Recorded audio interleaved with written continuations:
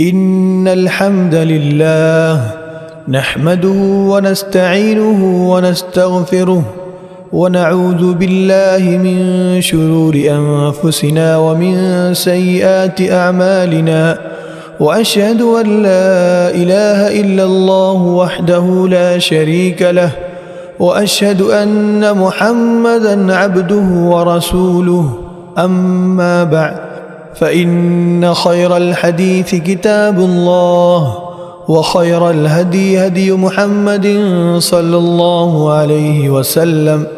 بارك الله لنا ولكم في القرآن العظيم، ونفعنا وإياكم بالآيات والذكر الحكيم، إنه تعالى جواد كريم.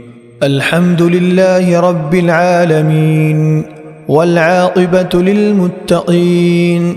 اللهم صل وسلم وبارك على سيدنا ومولانا محمد وأزواجه وذريته وصحبه أجمعين.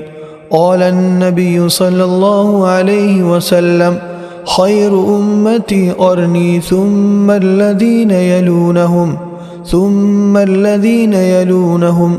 إن الله يأمر بالعدل والإحسان وإيتاء ذي القربى، وينهى عن الفحشاء والمنكر والبغي، يعظكم لعلكم تذكرون.